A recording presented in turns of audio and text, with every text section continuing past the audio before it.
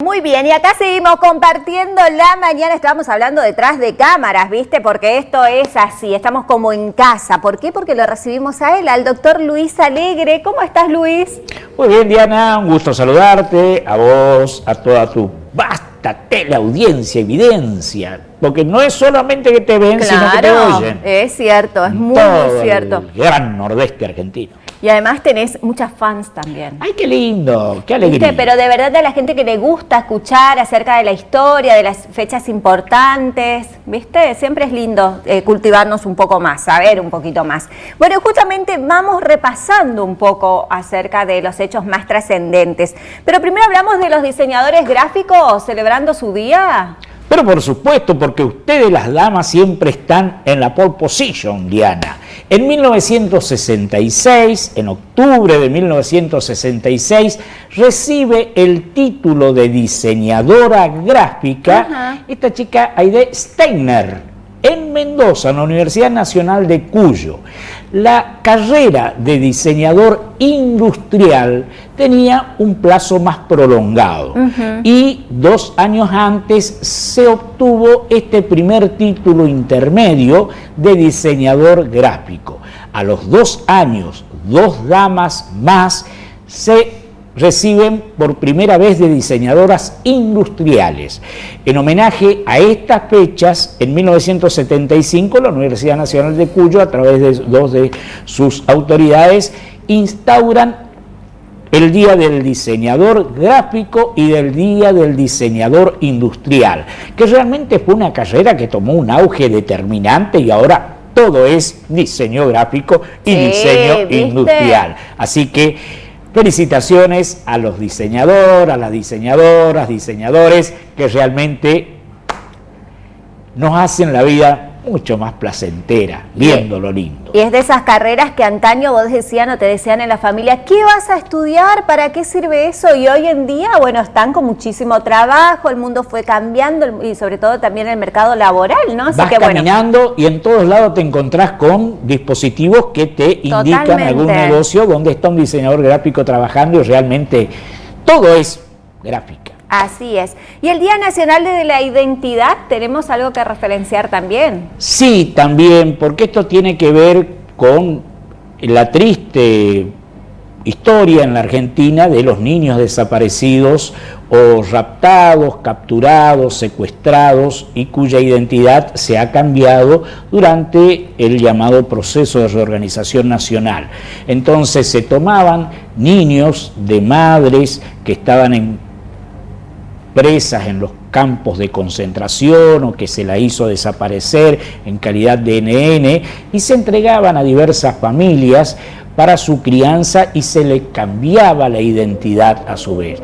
Esta semana también recordamos el cumpleaños de Estela de Carlotto, presidenta de la Fundación de Abuelas de Plaza de Mayo, realmente una figura que marcó y marca historia en la Argentina. Ella tuvo la feliz noticia de recuperar a su nieto, que nació en cautiverio. Su hija desapareció y pudo recuperar su nieto, y es una manera de recuperar la identidad. Yo imagino lo que puede ser ese reencuentro y ese rehacer una vida de 2 personas que tienen en sí en común el ADN, toda la carga genética, y de repente tras años se reencuentran.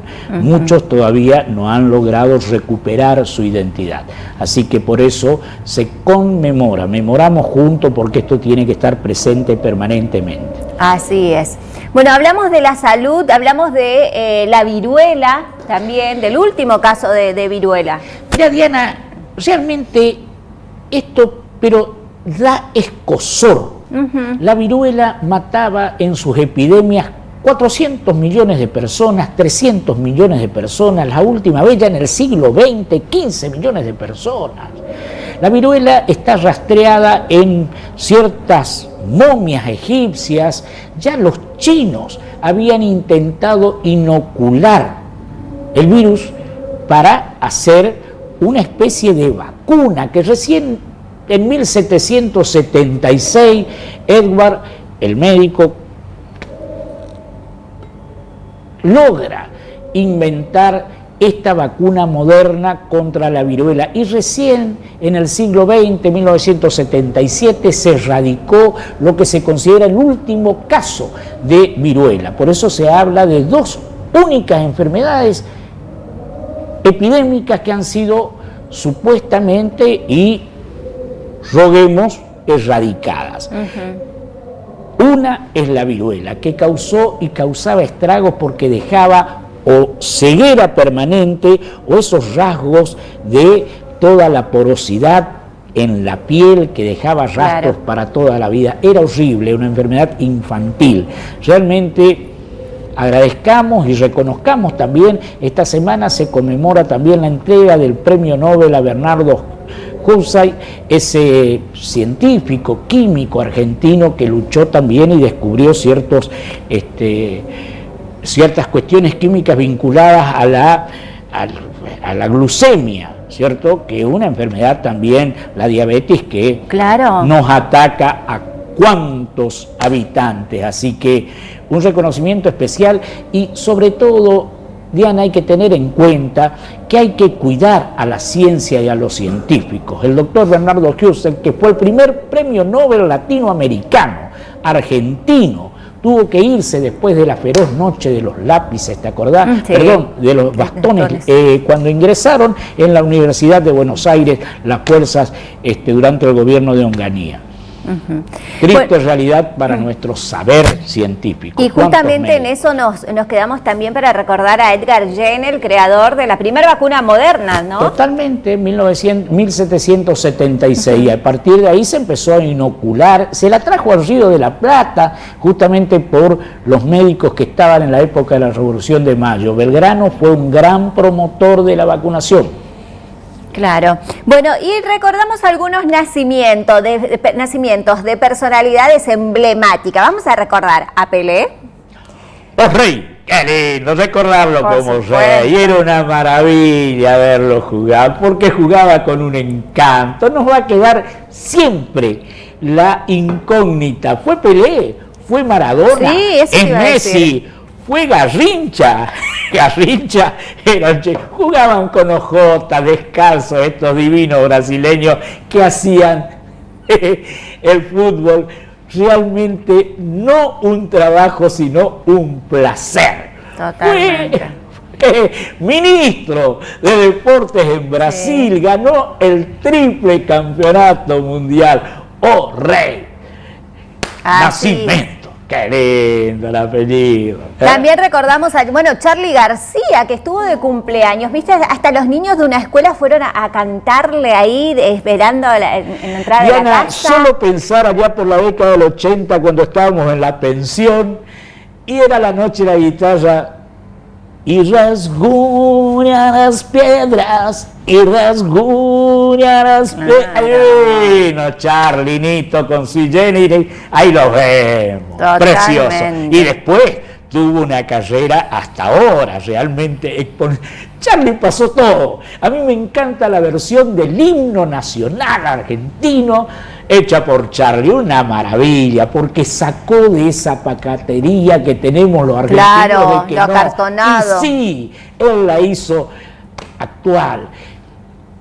Realmente una figura de una polifuncionalidad terrible. ¿Te acuerdas cuando se tiró? Se tiró, pero emblema. Escuchá, quedó eso para siempre. Charly, querido. Grabó cine, triunfó en todo. Feliz cumpleaños, Charly. Así es. ¿Y José Larralde? ¿Qué tenemos Otro para decir? Obviamente. 88 años cumple José Larralde. Está pasando un mal momento. Y realmente las autoridades culturales deberían ocuparse de estas figuras trascendentes que nos han dejado tanto.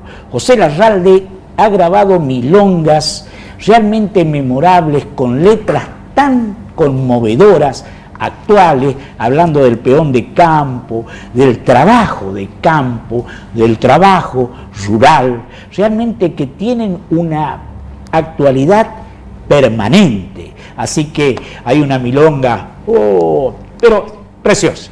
Así realmente es sentarse y escucharlo al atardecer. No tiene parangón, José Larralde. Muy bien, además estamos en la Semana de la Lengua Italiana.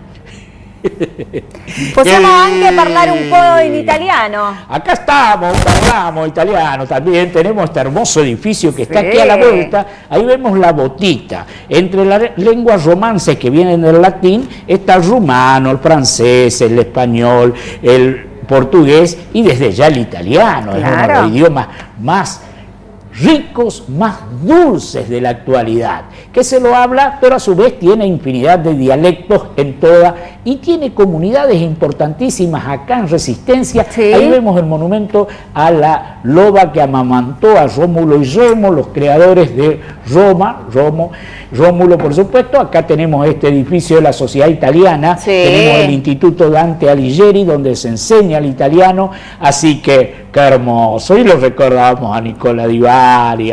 Oh, cuántos cantantes que da Italia permanentemente. Realmente ahí está Roma, la ciudad. Por supuesto que sí. Bueno, hay un libro de Ramírez Bracci, ¿no? También. Sí, realmente cabe destacar y promover la lectura. Sí, y el doctor Dardo Ramírez Bracci, oriundo de la ciudad de Esquina, trabaja aquí, está en el archivo de la provincia de Corrientes, es miembro de la Junta de Historia Nacional, también de la Junta de Historia de la provincia de Corrientes, por supuesto. Realmente un escritor prolífico y un lector más que prolífico. Sí. Tiene más de 10.000 unidades, no sé cuántos habló, y presentó un catálogo de su biblioteca referido especialmente a los libros antiguos. Tiene libros del año 1506, Diana. Mirá. 1500, 1600, 1700, 1800, y contó en la presentación que la hizo en el Instituto de Cultura aquí de la provincia de Corrientes, por calle San Juan, contó el índice y contó la historia material del libro y de dónde viene ese amor por los libros de todos los que somos bibliófilos. Así que al estimado doctor Dardo Ramírez Bracci, realmente una autoridad, tiene una conceptualización para explicar, para hablar, una precisión de la cual honestamente admiro y envidio sanamente. Bueno, nos vamos al año 1906 y la repatriación de los restos de Gregorio de las Heras. Sí, don Juan Gregorio de las Heras realmente, ¿sabes qué? Encabezó una rebelión. Sí. Porque los jesuitas los trataban mal a los alumnos en lo que hoy es el Colegio Nacional de Buenos Aires. En ese entonces era el Colegio Carolingio, y vos sabés que tomaron las armas. Él dirigió ese levantamiento en 1806, 1807, y hasta ahora no se sabe el número de muertos que hubo. Él tenía 12, 13 años. En ese estaba también el autor del himno, y tuvo que atacar el fijo del virrey para desarmar la rebelión.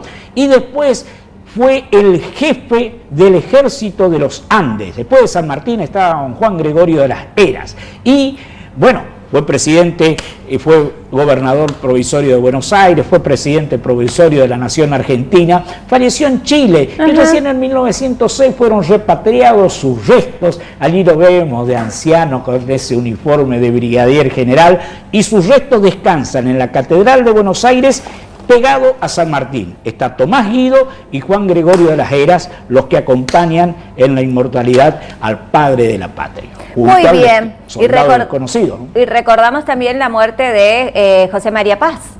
Sí, el Manco Paz. La provincia de Corrientes lo tiene muy presente. Hay dos bustos en el Salón Amarillo de la Casa de Gobierno de aquí de Corrientes. Juan Galo de la Valle, porteño, y don José María Paz, cordobés. Murió en 1854 y fue quien lideró la famosa batalla de Caaguazú, donde los escueleros correntinos, porque Corrientes había dado sus mejores hombres en la batalla donde perdió la vida Verón de Astrada en 1839, y ya el 28-29 de octubre de 1841, José María Paz, con los escueleros y unos pobres indios y gauchos que hablaban solo en guaraní, él se hacía entender no sé cómo, frenó el avance de don Pascual Echagüe, que venía desde Entre Ríos con toda la tropa pagada por Rosas a tomar la provincia de Corrientes. Fue la mayor batalla en cuanto a estrategia militar que aún se estudia en los institutos militares de todo el mundo, Diana. Con poquitos hombres frenó el avance